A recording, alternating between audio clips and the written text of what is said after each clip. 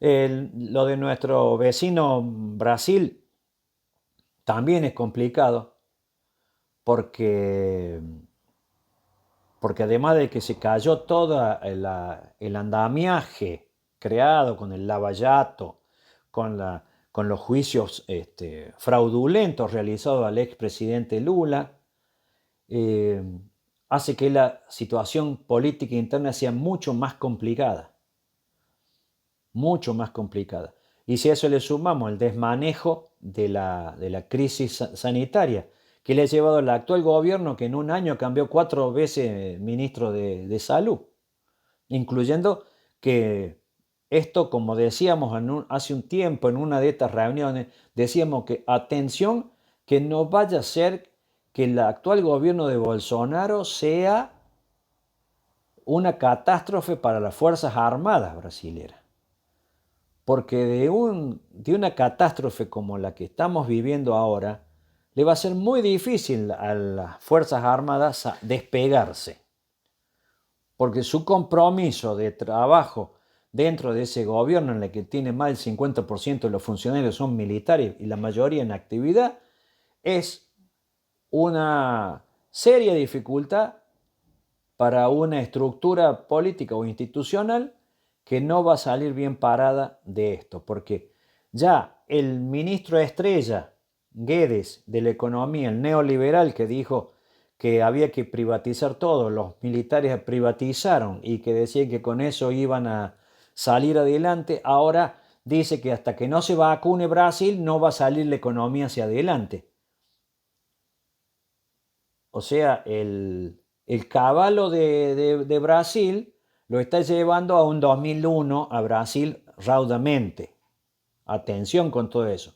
Más con un sistema político fracturado, complicadísimo, en el que un hombre de más de 70 años es el único que tiene liderazgo político.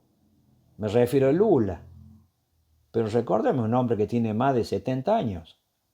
No hay un candidato en la oposición que reúna tampoco más del 8 o 10% de tendencia de votos. O sea, la principal potencia económica del continente está con graves dificultades y con un futuro bastante complicado, bastante complicado. Eh, bueno, y ahí tenemos que entrar a nuestro querido sainete criollo. El, y en los últimos días creo que es importante evaluar la situación. Para mí ha habido 4 elementos importantísimos, que por supuesto nuestra prensa, que no es prensa, que es propaganda política para un solo bando, no los ha tenido en cuenta. Punto uno, o si no ha tenido en cuenta, fue para ninguna. Punto uno fue la reacción de la Argentina junto con México en la reunión del Banco Interamericano de Desarrollo, donde se cuestionó totalmente la actitud del claver que puso Trump, que rompió la tradición histórica de que el BID estuviera siendo gobernada por un estadounidense, cuando había sido siempre un funcionario latinoamericano, el presidente del Banco Interamericano de Desarrollo. Pero además se cuestionó fuertemente todo lo que ha estado haciendo el gobierno de Kramer, que está en el BID. Se habla de continuar esta situación y como es hombre que es de Trump, puede llegar a haber un desplazamiento en la conducción. Y allí la Argentina ha puesto la pica de Flandes.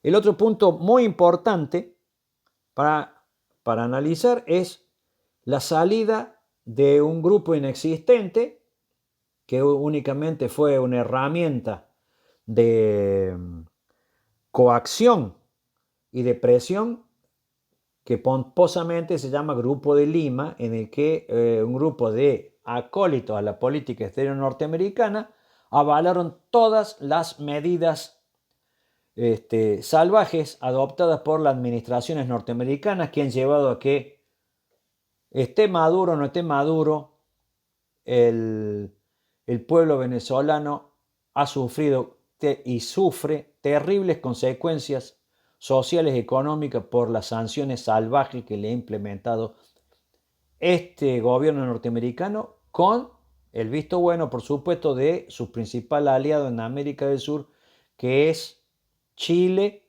y, eh, y Colombia. Y Colombia. Con un Chile que está cambiando también de atención, de posicionamiento. Pero bueno,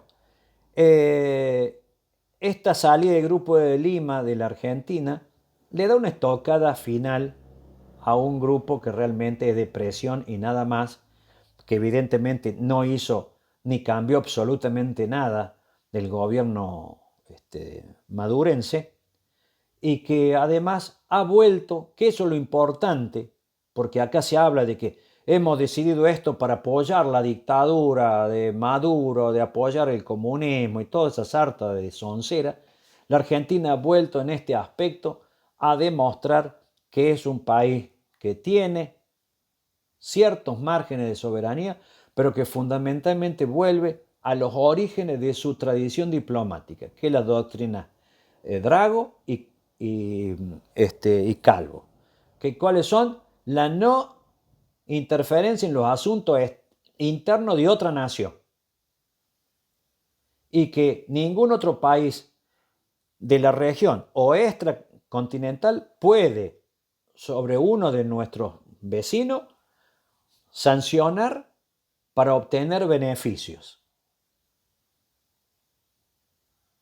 Y en eso hemos vuelto a nuestra tradición histórica diplomática, que fue hecho por los gobiernos conservadores argentinos, en detrimento de las acciones europeas y norteamericanas, fundamentalmente con la famosa bombardeo a los puertos venezolanos cuando le querían cobrar la deuda externa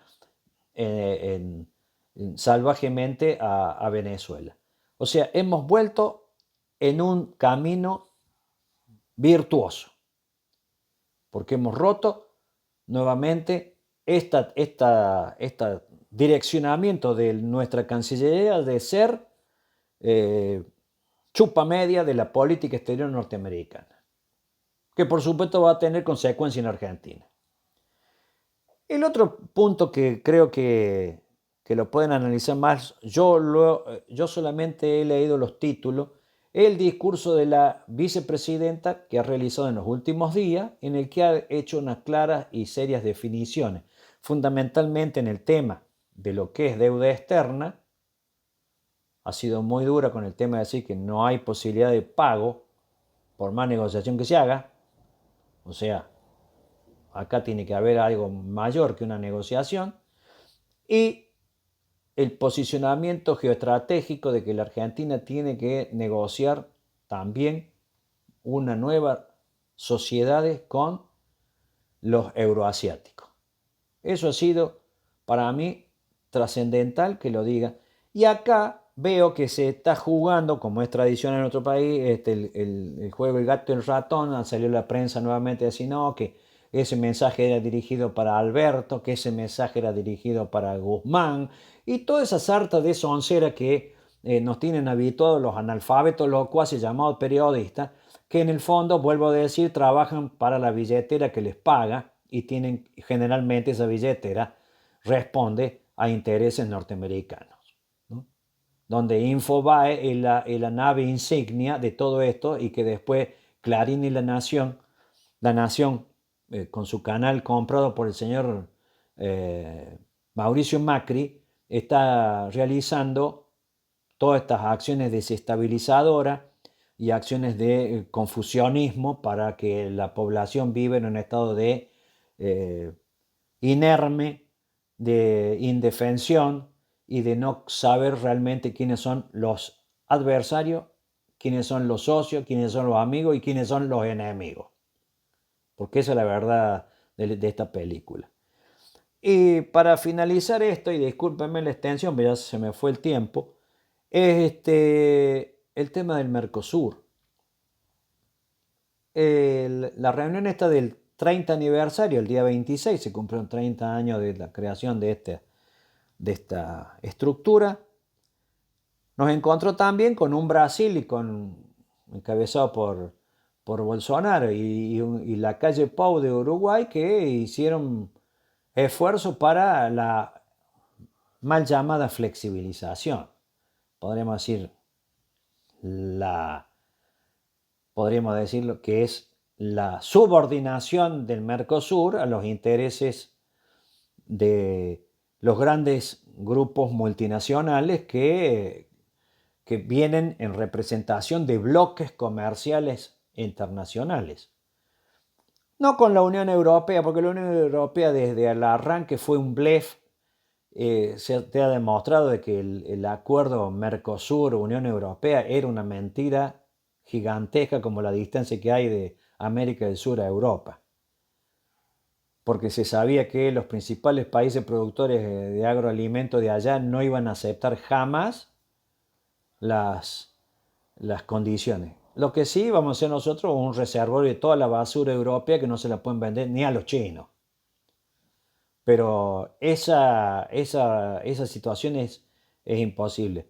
Lo que sí, estos grupos quieren tratados de libre comercio que, por supuesto, van en detrimento de las posibilidades de nuestra región y, por supuesto, de defender el escaso mercado interno que hemos sabido sostener y de la escasa industria que todavía sobrevive como puede a las agresiones del modelo globalista neoliberal dependiente y subordinado totalmente que se nos ha querido imponer desde el 76, por lo menos la Argentina, a la fecha.